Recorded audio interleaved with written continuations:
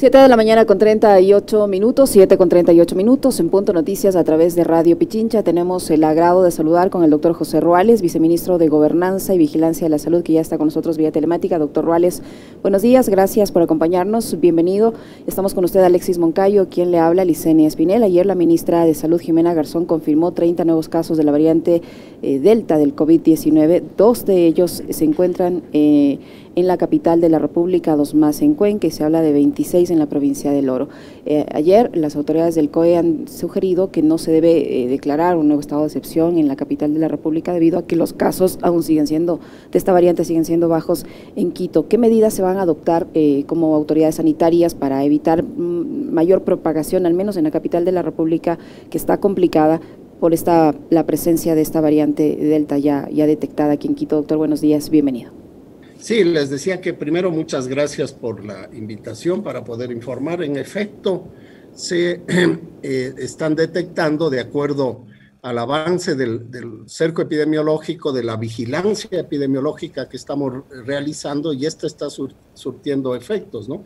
Hay 2 pacientes detectados en Quito. Los 2 pacientes son personas que estaban llegando al aeropuerto de Europa en un vuelo internacional, que fueron detectados debido a los síntomas en el aeropuerto. Se realizó la prueba de antígeno, que resultó positiva, y se realizó una prueba PCR. Ambas personas tienen una vacunación previa, están con el uno con síntomas leves, el otro es asintomático, y eso permitió inmediatamente desde el aeropuerto hacer el traslado al confinamiento y cuarentena de estas 2 personas.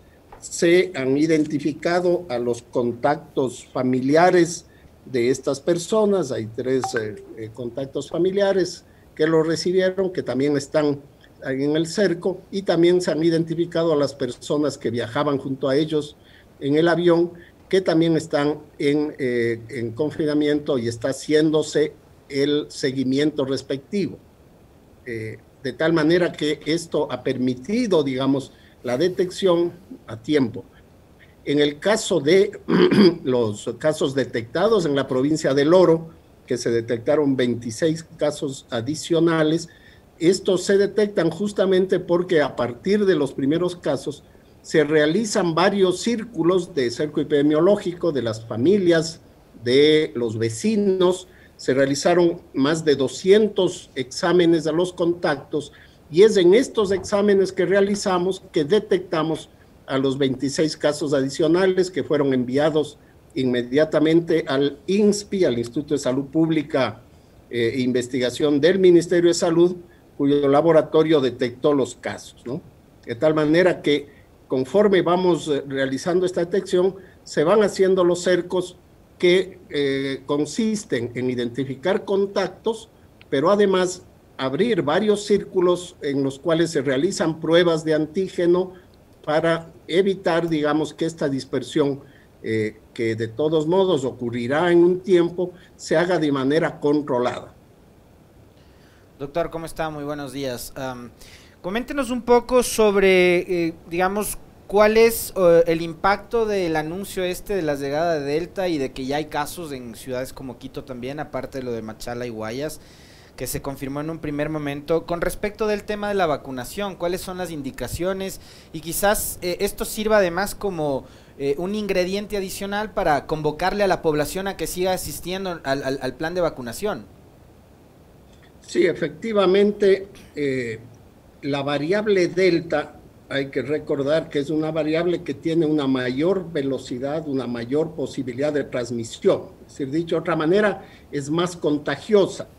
Si usted se expone a una variable alfa o a otro tipo, tiene, digamos, está en un grupo, una persona se va a contagiar. Si tiene la variable Delta, 4 personas se van a contagiar. El problema aquí no es que esta variable sea más letal ni que sea más grave. Eso no ocurre, no tiene una mayor letalidad ni mayor gravedad. El problema es que puede aumentar la velocidad de transmisión y por lo tanto podemos tener otro brote con mayor número de casos que pueden estos casos demandar más atención hospitalaria nuevamente. ¿Cuáles son las soluciones? La primera y la más importante, la que nos puede evitar contagiarnos, es mantener las medidas de bioseguridad. Es decir, si utilizamos adecuadamente la mascarilla, si estamos en un lugar cerrado con otras personas, es recomendable usar doble mascarilla, estar en lugares ventilados, mantener el lavado de manos, el distanciamiento y el aforo limitado, es decir, evitar estar en lugares donde haya mucha gente, ¿no? Siempre separado a más de 2 metros. Si eso hacemos, lo más probable es que no nos contagiemos. Pero la otra posibilidad que tenemos para trabajar este tema es la vacunación, ¿no? Está comprobado que con cualquier tipo de vacuna que utilicemos, con cualquier variante, incluyendo la Delta, la probabilidad de una enfermedad grave o la muerte disminuye en un 99, 98%, ¿no? Es decir, estamos observando, hay un reciente estudio en Chile que solamente el 2% tuvo probabilidad de esta enfermedad, mientras que hay informes en Estados Unidos, por ejemplo, que más del 90% de los pacientes graves o muertes actuales son de personas no vacunadas. Por lo tanto, la vacunación es una excelente estrategia. ¿Qué es lo que estamos haciendo? En el caso del oro, por ejemplo, hemos acelerado la vacunación. Cuando empezó la variante teníamos un 30% de personas vacunadas y ahora ya tenemos el 60% de personas mayores de 16 años vacunados. Nuestra meta con el plan 900 es llegar al menos al 71% de los mayores de 16 años vacunados con 2 dosis en los 100 días. Estamos hoy en el día 50, 51 y tenemos ya 6,5 millones de personas vacunadas con las primeras dosis, ¿no? En los próximos 15 días completaremos la vacunación a 9 millones de personas con una dosis e inmediatamente empezamos la vacunación de la segunda dosis en espejo, es decir, con las mismas campañas, las mismas actividades con universidades, con municipios, con empresas, etcétera. Tendremos que vacunar los siguientes 28 días. ¿Por qué no empezamos a vacunar antes las segundas dosis? Porque hay que esperar un intervalo de tiempo de 28 días entre la primera y segunda dosis. Y la fase 3, esta campaña masiva, ya con las dosis que adquirió el gobierno, se inició el 5 de julio. De tal manera que a partir del 1 de agosto terminaremos la primera fase y empezamos la segunda, de tal manera de darle inmunidad completa a la población, ¿no? Porque una dosis sí protege, puede proteger entre un 38 40%, pero a las 2 dosis nos van a proteger entre un 96 98% con mayor capacidad, ¿no? Una vez que cumplamos esto, continuaremos con el resto de la población, es decir, vamos a tratar de llegar al 90% de la población, de tal manera que este tipo de variantes dejen de producirse, dejen de afectar a la población, tanto aumentando la cobertura en las poblaciones mayores de 16 años, lo cual es posible porque vemos que en muchas provincias los mayores de 65 años que pasaron la etapa, tenemos más del 90% vacunados. Así que si los mayores de 65, que es la población más difícil de acceder, se están vacunando al 90%, estamos seguros que el resto de la población también va a acudir. También en esa etapa empezaremos a vacunar a los menores de 16 años y a las personas de 15 años, 14, 13 hasta 12 años, los adolescentes, que de acuerdo a la norma internacional ya se puede hacer y hemos expedido el lineamiento para poder hacerlo una vez que cumplamos los 100 días. Doctor Ruales, ¿se ha pensado en ampliar esta meta de vacunación del 9-100 del plan inicialmente propuesto por el presidente Lasso, tomando en cuenta la presencia de esta variante y la posibilidad de que esto genere un rebrote de infectados de COVID-19? ¿Se ha pensado en ampliar este rango o no? Y van a adquirir más pruebas, porque ayer varios epidemiólogos decían que está muy bien, y todos reconocemos que está muy bien avanzando, marchando el plan de vacunación, pero que eso debería ir acompañado de un mayor número de pruebas diagnósticas. Sí, no, como le digo, sí, justamente la meta es avanzar al 90% de la población. Con el 9-100 vamos a vacunar 71%. Estamos haciendo una adquisición adicional dentro del cupo que nos había dado la farmacéutica Sinovac para 2 millones de dosis adicionales, de tal manera de tratar de avanzar en esta primera etapa, ya no a 9, sino a 10 o a 10,5 millones de habitantes, ¿no? Esto es lo que podemos hacer con toda la vacuna que se ha comprado, porque tenemos que reservar la otra mitad para poner las segundas dosis, ¿no? Entonces, vamos a completar la estrategia que tenemos, que no es solamente vacunar primeras dosis, sino vacunar completamente a la población y avanzar, como les digo, esperamos superar el 58-60% de la población general en esta primera etapa y luego poder seguir avanzando con el resto de dosis que están llegando a partir del mes de septiembre. Sobre las pruebas, hemos hecho una compra inicial de 180,000 pruebas de antígeno y estamos con otra compra de 280,000, porque en esta etapa lo que nos interesa es hacer la vigilancia comunitaria, es decir, hacer la identificación por muestreo en la comunidad, como hemos hecho ahora en el Oro. Eso es lo que nos permitió identificar los sospechosos a los cuales se les realizó la prueba PCR. No estamos en una etapa en que podemos hacer, digamos, unas pruebas abiertas masivamente, sino que, de acuerdo a los expertos, estamos haciendo en los focos calientes, en los lugares de mayor incidencia, donde detectamos la variable Delta. En el caso de la ciudad de Quito, estamos haciendo en los barrios, de acuerdo a las recomendaciones de algunos de los expertos que ustedes han entrevistado, y estamos recibiendo y trabajando con ellos.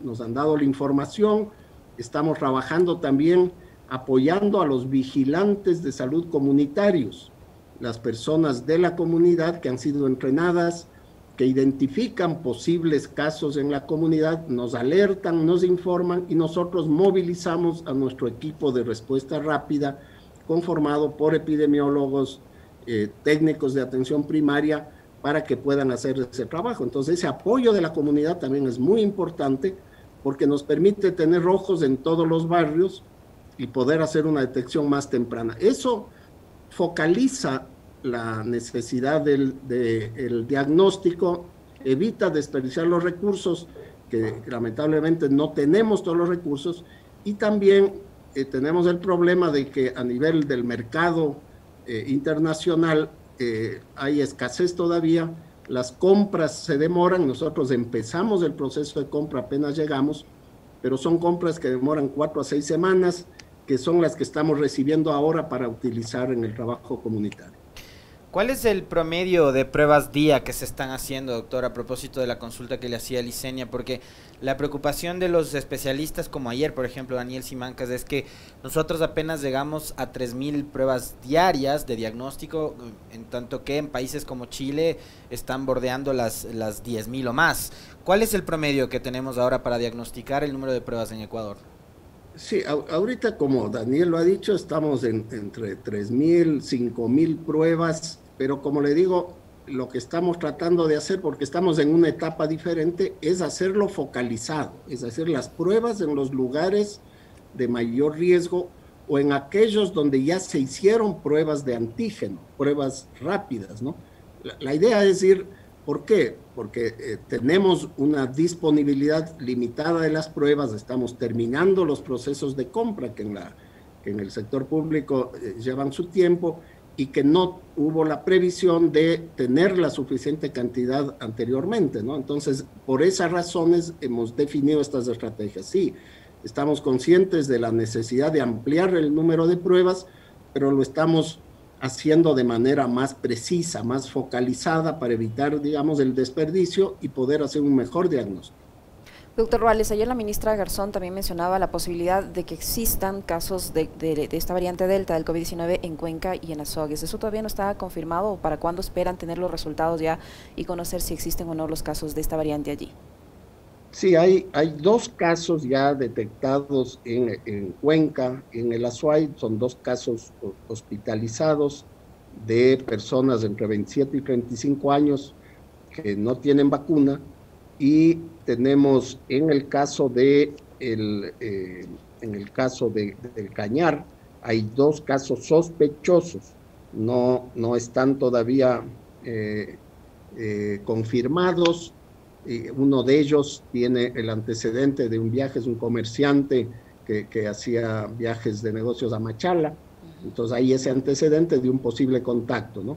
¿Cómo detectamos los sospechosos? Son aquellos casos positivos de COVID, pero que presentan una sintomatología inusual, ¿no? Una evolución muy rápida, una evolución diferente o una gravedad diferente a lo que vemos normalmente, y entonces son esos casos los que se toma la muestra y se envían.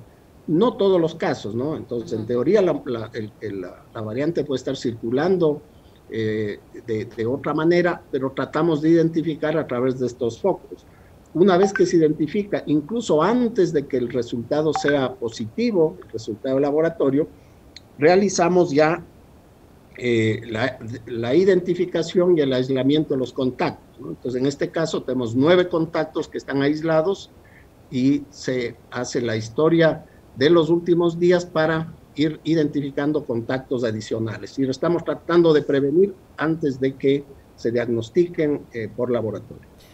Doctor, por la fuerza que van ganando estas variantes tipo la Delta, hay especialistas que dicen será necesario en algún momento que se aplique una tercera dosis, por un lado. No sé si eso está en carpeta en el Ministerio de Salud, en el caso de Ecuador, si es que se va a aplicar una tercera dosis, en qué tipo de vacuna sería, por ejemplo. Y lo otro, doctor, quisiera una reacción suya y una respuesta con respecto del anuncio que hiciera el día de ayer el vicepresidente de la República, el doctor Borrero, con respecto de que van a sacar las farmacias de las instituciones públicas, de los hospitales, y el paciente con su receta podrá acudir a cualquiera de las farmacias del sistema que tendrá la obligación de entregársela. Para algunos exministros como la doctora Vance, esto va a tener un costo altísimo para el Estado, digamos que sí va a generar un buen mercado en lo privado y demás, pero va a generar un costo alto. Entonces quisiera una respuesta sobre eso, una aplicación de una tercera dosis y esta posibilidad de sacar las farmacias al sector privado. Bueno, nosotros trabajamos, y así lo hemos hecho desde el principio, con base en datos científicos, en datos probatorios. De esa manera estamos avanzando en el proceso de vacunación. Esta es y tiene que ser un proceso técnico que se basa en los criterios que se dan a nivel internacional. Y es así como ustedes han visto, la primera etapa, hemos sido muy estrictos en hacer la vacunación y completar la vacunación primero al personal de salud, al personal, y no solo a los médicos, a todo el personal sanitario público y privado, a las personas que están en entidades, digamos, del sector estratégico para mantener el funcionamiento del país, de agua, luz, alcantarillado, petróleo, etcétera, pero especialmente a los grupos de riesgo, ¿no? Es decir, vacunamos primero a los mayores de 65 años y ya hemos vacunado en promedio en el país a más del 85% de ellos. Y luego a los mayores de 50 años y a las personas que tienen enfermedades agravantes. ¿Por qué esto? Porque son ellos los que estaban falleciendo, los que estaban ocupando los hospitales, las UCIs, porque una persona mayor de 65 años tiene alrededor de 600 veces mayor riesgo de enfermar y de morir que una persona de 20 años. Una persona mayor de 50 años puede tener entre 200 200, 300 veces más probabilidades de una enfermedad grave o de la muerte, ¿no? Entonces, eso es lo que al mismo tiempo nuestro objetivo es ir limitando el uso de los hospitales, porque el uso por COVID masivo también limita que otras personas que se enferman por otras causas lo utilicen. Ese es el primer impacto. Cuando usted habla de una tercera dosis, yo creo que es muy probable, los estudios que se están haciendo a nivel internacional muestran la posible necesidad, ¿no? Pero a veces mucho más fácil opinar cuando uno es experto a cuando tiene que tomar una decisión a nivel nacional. Muchos de estos estudios también están promovidos por la propia industria farmacéutica y por lo tanto se requieren que estos avancen, que no tengan conflicto de interés, de que haya mayor número de evidencia. Nosotros nos basamos también de que otras entidades a nivel internacional, como la Organización Mundial de la Salud, el FDA de Estados Unidos o el EMA de Europa, se pronuncien sobre ciertos casos o sobre el uso, por ejemplo, de dosis adicionales. Y según eso, nosotros también nosotros tenemos nuestro comité asesor de prácticas de inmunización, el CAPI, donde hay expertos, pediatras, inmunólogos, infectólogos, etcétera, y ellos son los que finalmente nos recomiendan este tipo de acciones, ¿no? Nosotros, con las vacunas adicionales que hemos comprado, tenemos previsto hasta fin de año alrededor de 32 millones de dosis. Eso es lo que nos permitiría prácticamente vacunar casi al 100% de la población vacunable, ¿no? A todos los que puedan requerir, y estamos ahí no solamente incluyendo a la población ecuatoriana, sino a la población migrante, que es, no me refiero solamente a la población en situación de movilidad, sino a los migrantes también, digamos, que lo hacen ya de manera como residentes o que ya viven en el país, etcétera, ¿no? Que el número es es más de 1 millón de personas, ¿no? Entonces estamos considerando todos esos grupos. Si igualmente con el tema de la vacunación de los menores de 16 años, una vez que eso ya ha sido aprobado a nivel internacional, hay recomendaciones científicas, entonces vamos asumiendo los lineamientos. Lo mismo sucederá en el caso de terceras dosis en alguno de los tipos de vacuna que tenemos, ¿no?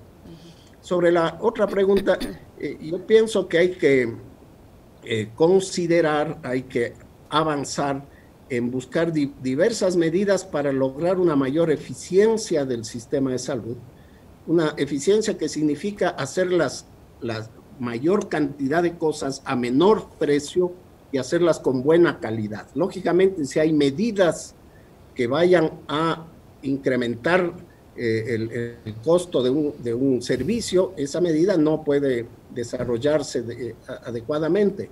Si la medida va a generar una mayor oportunidad, una mayor rapidez en la entrega, por ejemplo, de los medicamentos, pero al precio establecido en el servicio público, ¿no?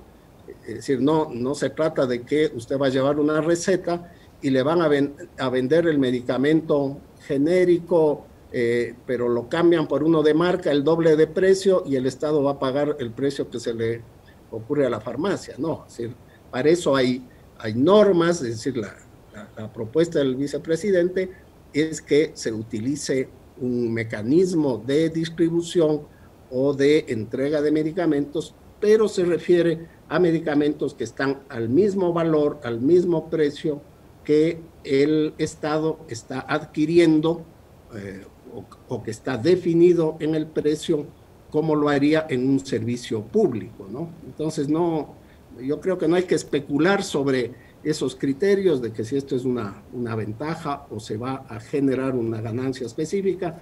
Siempre tenemos que mantener el principio de gratuidad. Doctor Ruales, el COE Nacional ha extendido el plazo para conocer el principio de oportunidad para el acceso. Doctor Ruales, le decía que el COE Nacional extendió el plazo para conocer este modelo que se aplicará para el retorno progresivo a las actividades presenciales en el ámbito laboral, en el que están inmersos tanto el Ministerio de Salud como el de Trabajo. ¿Qué aspectos, qué características están todavía analizando y van a incluir en este plan para el retorno progresivo? Además de las que ya conocemos, ¿no? Que las personas que puedan volver estén vacunadas con las 2 dosis y hayan completado 15 días después de haber recibido la segunda inoculación. ¿Qué otros aspectos puede o podría incluir este plan de regreso? Sí, básicamente, dado la velocidad del proceso de vacunación, entonces ya tenemos unos plazos más cortos para el proceso. La idea también es identificar si son zonas o son actividades de riesgo, es decir, si tenemos identificación de incidencia, de frecuencia de la enfermedad en la comunidad, en ese sector de trabajadores de la empresa, etcétera, y si hay otras medidas que se han estado tomando, especialmente de diagnóstico, como ha estado ocurriendo en varias empresas. Para eso se ha establecido unos criterios que las empresas tienen que remitir, ¿no? Como ustedes saben, con quienes hemos trabajado mucho en estos días en el sector privado es con las empresas, ¿no? Una gran cantidad de empresas ya han completado el 100% de la vacunación de sus empleados en la primera dosis y en 28 días estará ya cubierto con el 100% de empleados en la segunda dosis, ¿no? Dado esa condición, digamos, los riesgos están bajando y los criterios para poder volver al trabajo que no tenían una identificación, una meta clara del proceso de vacunación, ahora ya los tenemos, podemos saber exactamente la fecha en que vamos a tener al 100% de los trabajadores vacunados e inmunizados. Doctor, ¿van a seguir con los procesos de cooperación y colaboración con otras entidades? Me refiero a, por ejemplo, lo que está haciendo la prefectura de Pichincha, que ayer visitó la ministra de Salud y la ministra de Cultura, donde se está vacunando, por ejemplo, a más de 4,000 gestores culturales. ¿Ustedes van a seguir colaborando y cooperando con los distintos niveles de gobierno para avanzar en el plan de vacunación? Así es, siempre hemos trabajado desde el principio con todos los niveles de gobierno, sin importar su orientación política, su afinidad, etcétera. Esta es una campaña, es una actividad que todos los ecuatorianos tenemos que trabajar juntos para lograrlo, porque la única forma de cuidarnos, de evitar enfermar, es que todos, la gran mayoría, en este caso, estemos vacunados, ¿no? Sí, durante los próximos 15 días en que ya esperamos cumplir la meta, seguiremos con varias entidades, tanto públicas como privadas, algunas entidades privadas, las empresas están terminando esta semana el proceso de vacunación de sus empleados y los familiares de sus empleados y van a mantener abierto, por ejemplo, los vacunatorios para vacunar a la población alrededor de donde está asentada la empresa, ¿no? La empresa GPF, por ejemplo, que está en Amaguaña, nos va a apoyar a vacunar a toda la población de Amaguaña, ¿no? De toda la comunidad. Lo estamos haciendo también con las universidades al terminar la vacunación de sus estudiantes, van a abrir, muchas de ellas nos han ofrecido para vacunar a los estudiantes de bachillerato y poder adelantar también ese proceso de vacunación. ¿Solo de bachillerato o ya menores de 18, 17 años? Los estudiantes de 16 y 17 años. ¿Sí? La doctora Garzón había señalado, doctor Ruales, que en agosto se iba a empezar también con la vacunación de los niños a partir de los 3 años. ¿En eso todavía no hay una confirmación si se va a proceder con eso? Porque usted dijo hace un momento que se va a vacunar a chicos de hasta 12 años. ¿No? Lo que ya tenemos una aprobación para una vez que terminemos este proceso de vacunar hasta los 16 años, se programará la vacunación de los adolescentes hasta los 12 años con vacuna Pfizer, eso ya está el lineamiento aprobado, eso ocurrirá a partir del día 101. Una cosa importante de la pregunta anterior es que ayer hemos tenido una reunión con el jefe de operaciones del Ejército, de las Fuerzas Armadas, el general Gustavo Acosta, y a través del Ejército, a partir de esta misma semana, ellos se harán cargo de la vacunación de la población dispersa, especialmente de la Amazonía, de zonas rurales dispersas, todos los que tienen que acceder por avión, por helicóptero. Por ejemplo, vamos a vacunar a las islas, a la isla Puná, a las zonas en Guayaquil, pero también en Sucumbíos, en el Napo, en Morona Santiago, en Zamora Chinchipe. Estamos identificando todas las comunidades y estas se van a hacer con el apoyo de las Fuerzas Armadas.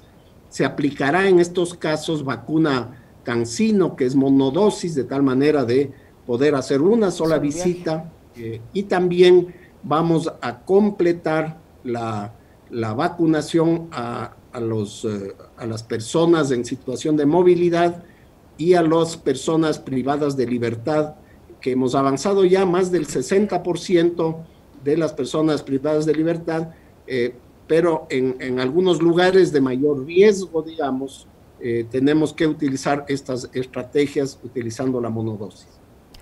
Doctor Ruales, varios expertos que siempre están dando sus opiniones respecto al tema de la crisis sanitaria han coincidido en el hecho de que las cifras que recibimos diariamente, y no lo digo por esta administración, lo digo por la anterior, no reflejaban la realidad de que vive el país en cuanto a las muertes, en cuanto a los contagiados por la falta precisamente de estas pruebas.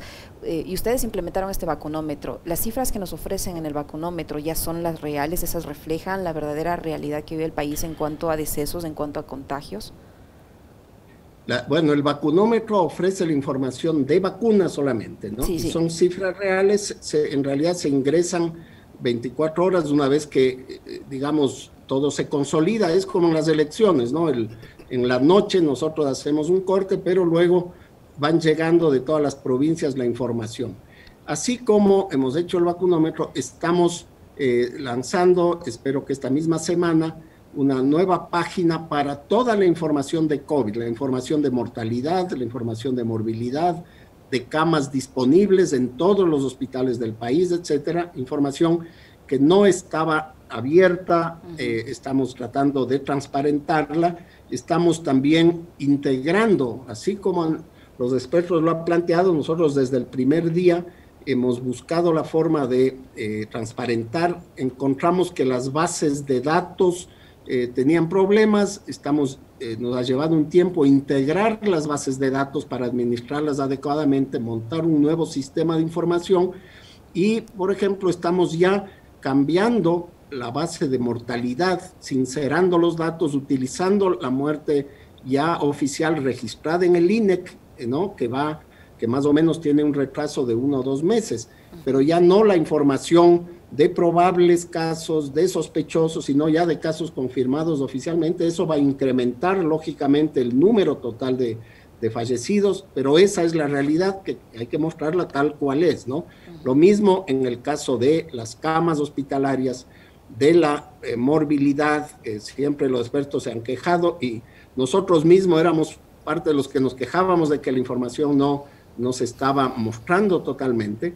Encontramos también un gran número de pruebas, por ejemplo, que no se habían reportado o que estaban pendientes, etcétera, y entonces había que hacer un trabajo de alrededor de 60,000 pruebas pendientes, rezagadas, etcétera, ¿no? Entonces, esa información, así como tenemos el vacunómetro, va a estar disponible para toda la población, se va a actualizar en tiempo real, de tal manera que en lo posible tengamos todos un panorama claro. Los investigadores, los médicos van a tener acceso a la base de datos también por otro mecanismo, de tal manera que puedan hacer sus propios análisis y no hacer elucubraciones solamente, sino tener información para poder analizarlo como debe ser, ¿no? Muchísimas gracias, doctor. Le agradecemos por su apertura, por la información que nos ha proporcionado el doctor José Ruales, viceministro de Gobernanza y Vigilancia de la Salud, que ha estado con nosotros. Muchísimas gracias, doctor Ruales. Muy amable. Muchísimas gracias a ustedes y Gracias, siempre a sus